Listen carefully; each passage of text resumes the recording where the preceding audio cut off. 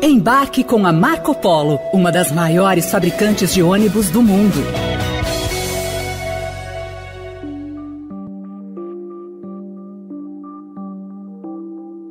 Após a divulgação de que o Produto Interno Bruto brasileiro cresceu 2,9% em 2022, Lula criticou o governo passado de Jair Bolsonaro. Segundo o presidente, é preciso fazer investimentos robustos para que a economia cresça de maneira satisfatória. E nós temos que fazer investimento. Primeiro, não permitir que nenhuma obra continue paralisada neste país. Todas as obras que estão em andamento, nós temos que fazê-la voltar a funcionar.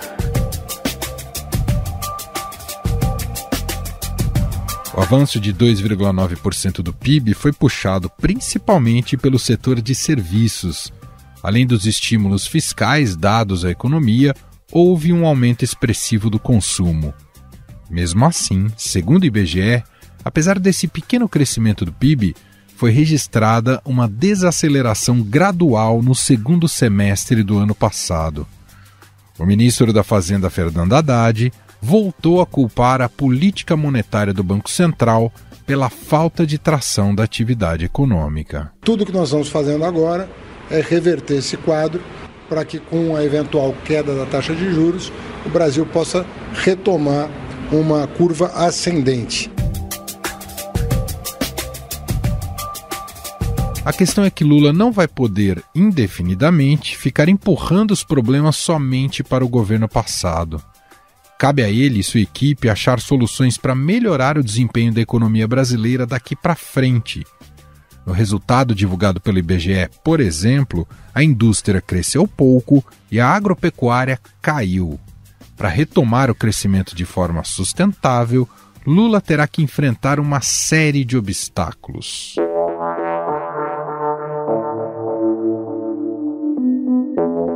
A taxa de juros foi colocada como o vilão da vez, mas é ela que garante que a inflação não saia do controle. O presidente, no entanto, entende que é preciso buscar mais estímulos para a economia. Qual é a explicação da gente ter um juro de 13,5% hoje? Qual é a explicação? O Banco Central é independente, a gente poderia não ter nem juro. A inflação está 6,5%, 7,5%. Por que o juro está 13,5%?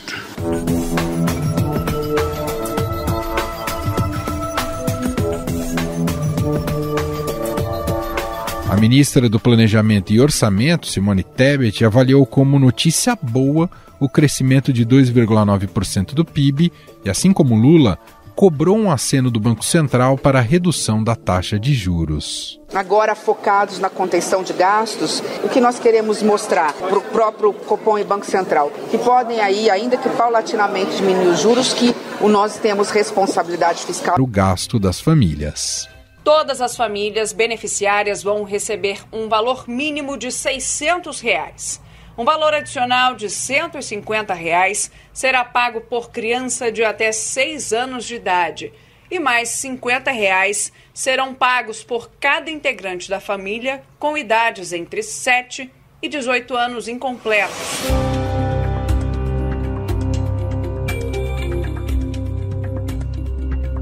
Além disso, estão previstas novas renúncias de receitas com o aumento da faixa de isenção do imposto de renda de pessoa física para até 2 salários mínimos.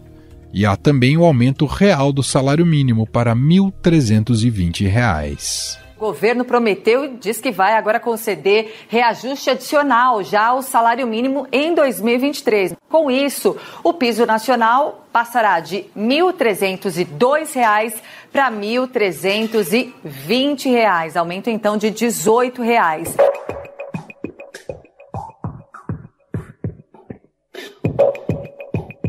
Lula também destacou que o governo já autorizou o investimento de 23 bilhões de reais em obras de infraestrutura este ano. Segundo o último relatório Focus do Banco Central, a projeção para 2023 é que o PIB tem um crescimento de apenas 0,84%. O ministro da Fazenda, Fernando Haddad, diz ainda que a pasta não trabalha com a possibilidade de recessão da economia este ano.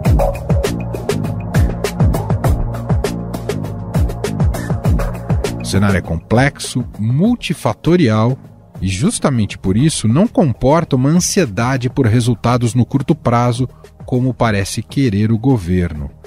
Ainda assim, há uma agenda possível e que pode melhorar o ambiente econômico, em especial sobre qual solução o governo pretende apresentar na área fiscal e que vai substituir o atual teto de gastos. Sobre estes desafios a serem enfrentados pelo atual governo, nós vamos conversar agora com a economista e consultora econômica Zeina Latifi.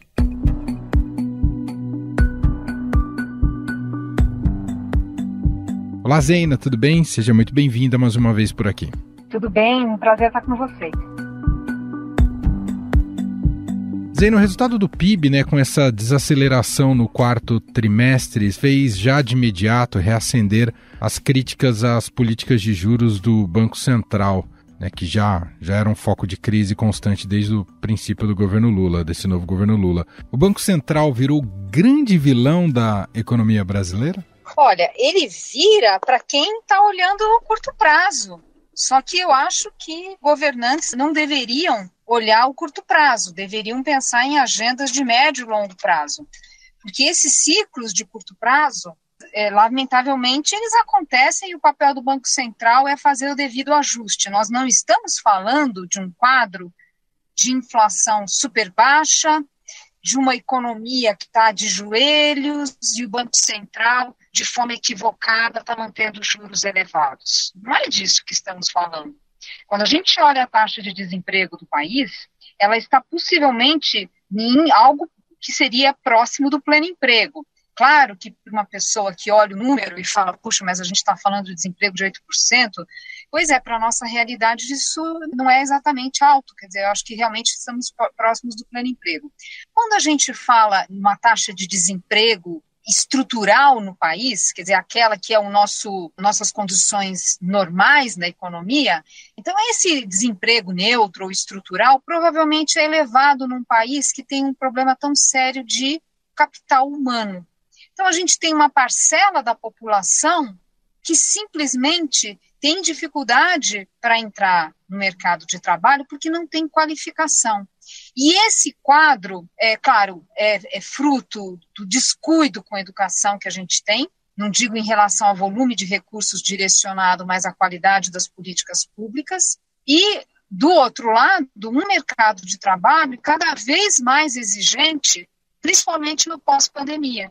Mesmo com as reformas trabalhistas do governo Temer, que possivelmente contribuem para reduzir esse desemprego estrutural, porque viabiliza formas alternativas de contratação, mas acho que o ponto o efeito líquido da pandemia, na minha visão, foi de piorar o desemprego estrutural. Então, lamentavelmente, esses números que a gente tem no mercado de trabalho, provavelmente a gente está falando de uma situação em torno do pleno emprego. Uma manifestação disso é que a gente vê ajustes salariais que têm sido robustos. A gente vê isso nos dados do IBGE, da PNAD. Um número que eu gosto muito de olhar, porque pega um setor específico, é o custo da mão de obra da construção civil, que está ali em 2 dígitos a correção do custo da mão de obra. Então, mostra que não estamos numa situação em que pese esse quadro, vamos dizer assim, de praticamente estagnação no segundo semestre do ano passado, não dá para a gente dizer que é uma economia com grande capacidade ociosa, E, do outro lado, é a inflação. A inflação, ela caiu, mas a gente sabe que boa parte disso foi pela canetada na tributação de combustíveis, energia, enfim. E quando a gente olha os preços livres, quando a gente olha os núcleos de inflação, o quadro é ainda muito preocupante. A gente está falando de inflação próximo de 9%, em torno de 9%. Como se não bastasse, todos esses ruídos causados pelo governo fazem com que as expectativas inflacionárias piorem. Para quem acha que isso é tema de mercado financeiro, é só coisa de mercado financeiro, está enganado. É o setor produtivo que, ao perceber que tem menor compromisso com a inflação baixa, busca repassar pressões de custos ao preço final. Então, o Banco Central fica sem opção, as críticas do governo pioram para um corte de juros, e, de novo, isso é assunto de curto prazo. né? É um efeito de curto prazo e o governo deveria estar debruçado no qual é exatamente a sua agenda de longo prazo. O que fazer para que o país não tenha pressões de custos tão altas, porque o Brasil não ser tão caro, ser tão difícil empreender e investir. O que fazer com a nossa educação, né? Que passa uma impressão, né, Zeina, que o único obstáculo é o Banco Central, que se ele se reunisse e decidisse baixar os juros, pronto, destravava e a gente tinha a solução para a economia brasileira. Mas não é muito bem isso, né? Não é isso. A gente já teve experimentos no passado de tentar, na canetada, reduzir juros, que foi a experiência no governo Dilma com o presidente Tombini. E o que aconteceu? Durou pouco esse experimento, ele precisou depois jogar os juros nas alturas, 14,25, que era até um patamar superior ao que era antes dele iniciar o corte de juros. Sendo bem honesto, assim, eu acho, a minha impressão é que, no fundo, o governo sabe disso, mas eu acho que é muito um governo focado no curto prazo, precisando eleger vilões. Zeina, a legitimação de uma nova regra fiscal que é muito aguardada, você entende que será um divisor de águas nesse primeiro ano do governo? Depende da regra. Eu acho que o grande temor hoje é que seja uma regra muito flexível, muito cheia de exceções e complexidades ali, que dificultem não só monitoramento dos analistas, da imprensa, ou seja, os controles sociais, né, vamos dizer assim, e, obviamente, isso vem junto com a baixa previsibilidade da política fiscal, porque se a regra é muito complexa, se é muito flexível, incorre novamente nessa questão de ter baixa previsibilidade da política fiscal. Não dá para tomar como dado que vai ter uma regra que não é tão boa. Quando o ministro Haddad fala que, olha, tem que ser uma regra que seja crível, ou seja, não pode ser tão apertada a ponto de ninguém achar que vai ser cumprida, mas, por outro lado, ela também não pode ser tão flexível a ponto de não gerar essa ideia de um esforço. Acho que essa fala do ministro é bem apropriada e eu concordo 100% com ela. Mas eu preferia que mantivesse. Eu acho que o governo fica querendo rever coisas que, na minha opinião, estão funcionando bem. Não é só o Banco Central. Acho que a regra do teto, bem ou mal, aliás, mais bem do que mal, mesmo com os furos, ela cumpriu um papel muito importante de contenção dos resultados de déficits. Bom, Zeina, está super acostumada a sempre uma promessa, né? Sempre em ciclos eleitorais, a promessa de se promover uma reindustrialização no país. Só que a gente vem observando ao longo do tempo como o setor vem perdendo espaço e importância até no movimento contrário do que ocorre com outros países emergentes. Por que os governos não foram capazes ainda de corrigir essa rota? Primeiro que eu acho que é importante colocar a seguinte coisa. Quando a gente olha o comportamento da produção industrial, onde a gente pode dizer assim, olha, aqui de fato nós temos uma desindustrialização? Foi a partir do governo Dilma. Por quê? Porque foi quando a gente descolou da dinâmica mundial. Até então, a gente acompanhávamos o mundo. Claro que um Brasil, que ainda é um país de renda média, um país emergente, deveria acompanhar os países de renda média, os países emergentes que têm uma dinâmica muito maior, que se beneficiaram muito mais da abertura da China. Por quê? Porque estavam inseridos no comércio mundial, tiveram políticas mais adequadas. A gente não teve isso. E acho que o fato de ser um país fechado, obviamente isso atrapalhou. Então, acho que falar em desindustrialização, eu acho que é um exagero, e até porque, quer dizer, a gente sabe que, em boa medida, a queda da participação da indústria no PIB é por conta do crescimento do setor de serviços. E cada vez mais os produtos industrializados que a gente consome têm embutido o setor de serviços muito forte, qualquer produto. E cada vez mais com as novas tecnologias. Então, por exemplo, quando a gente vê o comércio mundial, a velocidade com que cresce o setor de serviços é muito forte. Então, isso, obviamente, naturalmente, né, você tem esse efeito no relativo à indústria perder importância. Foi a partir do governo Dilma.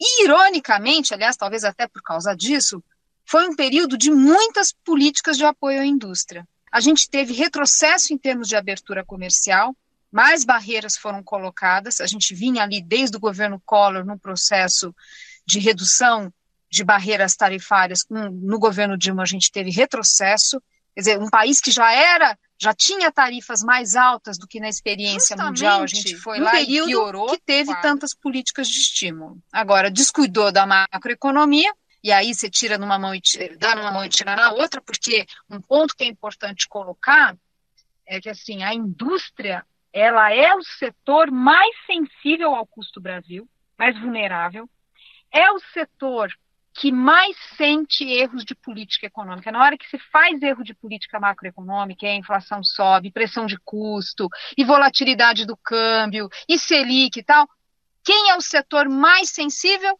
é a indústria. Então, realmente foi uma atrapalhada total que foi feito ali, porque fez políticas de estímulo ao setor, na maioria delas equivocadas, mal desenhadas, e, por outro lado, políticas que, se era para ter alguma efetividade, perdeu no momento que você bagunça a macroeconomia, como foi aquele período. Então, isso é importante ficar muito claro. Nós temos agora uma oportunidade muito grande com a reforma do IVA. Porque, como a indústria, de uma forma geral, paga mais impostos, de uma forma geral, porque a gente sabe que tem tanta exceção, cada setor é uma coisa, cada produto, às vezes dentro de uma mesma empresa, você tem produtos com regras diferentes, né? É uma confusão danada. Mas o fato é que, no agregado, a indústria tem uma carga tributária maior, junto com essa carga tributária elevada, a gente sabe que muitos impostos ainda têm uma natureza cumulativa, então penaliza aqueles setores de cadeia mais longa, junto com isso todo o contencioso tributário, toda essa complexidade que é custo na ponta do lápis. A gente está falando de empresas que têm que direcionar esforços e recursos para acompanhar as mudanças de legislação e quanto tinha que estar gastando recursos e energia para melhorar a gestão, para modernizar as suas instalações, os seus equipamentos, quer dizer, investir na qualidade da mão de obra, treinamento. Então, o custo é muito grande. A indústria, ela tende a se beneficiar. Claro que não é da noite para o dia, não é que você vira a chave. Sim. Mas eu acho que vai ser um salto muito grande para essa reindustrialização. Acho que o caminho deveria ser por aí. E, ao contrário, a agropecuária continua sendo a nossa tábua de salvação do ponto de vista da atividade econômica? Olha, eu não acho que é tábua de salvação, porque a capacidade do agro de puxar o crescimento de verdade é pequeno. É um setor que é pouco intensivo em mão de obra, é um setor que, inclusive pelo custo Brasil, a gente não consegue ter tantos efeitos multiplicadores. Então, quando a gente olha ali, os economistas chamam a matriz, insumo-produto, do IBGE, quer dizer, você tenta avaliar os efeitos na cadeia que o agro tem, não é tanto quanto uma indústria, já ponderado pelo seu peso menor também. Agora, é um setor muito estratégico. E ele pode ser a base, nesse sentido, para industrializar, de você ter mais condições de ter processamento de commodities de uma forma geral. E, obviamente, é um setor muito importante do ponto de vista da nossa balança comercial. Isso aí não tem dúvida, porque nós somos exportadores líquidos de commodities. Então, tem um papel importantíssimo. E, mais do que isso, é uma grande referência mundial. Os ganhos de produtividade do setor, o quanto que se tem para se expandir produção sem comprometer meio ambiente, por meio de tecnologia, busca de eficiência. Nós temos uma sofisticação no agro muito grande, muito grande. Para a gente fechar, Zena, e até voltando para o começo da nossa conversa, um pouco dessa ânsia curto-prazista tem sido o grande obstáculo do governo até aqui, do ponto de vista econômico? Muito. Isso revela fraquezas, na minha opinião. Então, não é um bom sinal. E os agentes econômicos interpretam isso, observam isso. Então, não é neutro na formação de expectativas. Gera muito ruído e faz com que o setor produtivo fique sempre no aguardo do que é, afinal, a orientação do governo. Então, tem um custo, a gente falou de Banco Central, atrapalhar o Banco Central, mas atrapalha decisões de investimento e contratação do setor privado. Uma coisa que eu tenho notado entre empresários É um sentimento ainda de medo, assim, de temor. Mas será que vai ter retrocesso nas reformas trabalhistas? Será que vai ter retrocesso no BNDES? Será que vai ter... Então, a gente está falando, ainda mais com uma economia que já não tem um potencial de crescimento elevado, eu acho que precisava ter mais cuidado com tudo isso. Agora, o outro ponto é que, assim, o que a gente aprende com os cientistas políticos, a lógica da economia política, é que início de governo, quando o presidente tem capital político, ele precisa aproveitar essa janela para ter uma agenda ambiciosa em início de governo. A gente viu que o Bolsonaro lá atrás falhou, ele fez a Previdência e depois parou. Muitas agendas, eu estou falando de agendas mais ambiciosas, né, que saíram, foi muito mais por mérito do Congresso, com articulações, com pautas que eram desejo do setor privado, por exemplo, o marco do saneamento, não que não tenha tido contribuição técnica do governo, mas do ponto de vista da política não era tão necessário. Então se desperdiçou, né, o ano de 2019, porque depois de sair a reforma da Previdência da Câmara, era o momento de avançar com uma tributária, por exemplo. Então o problema do curto prazo é que eu temo que a gente tenha um ano decepcionante em termos de reformas. E aí eu estou falando reforma que mexa na raiz da rigidez do nosso orçamento. Não tem uma bala de prata, não é que você faz uma reforma como a da Previdência e já resolve um bocado de coisas, são várias iniciativas que a gente vai ter que avançar, não faltam diagnósticos dentro do próprio governo, né? Tem avaliação de políticas públicas, agora temos dentro do Ministério do Planejamento a Secretaria para fazer a avaliação, então tem que aproveitar esse capital humano dentro do próprio... Notícias. Este foi o Estadão Notícias de hoje. A apresentação foi minha, Emanuel Bonfim. Na produção, edição e roteiro, Gustavo Lopes, Jefferson Perleberg e Gabriela Forte. A montagem é de Moacir Biasi. O nosso e-mail, podcast@estadão.com. Um abraço para você, uma ótima semana e até mais.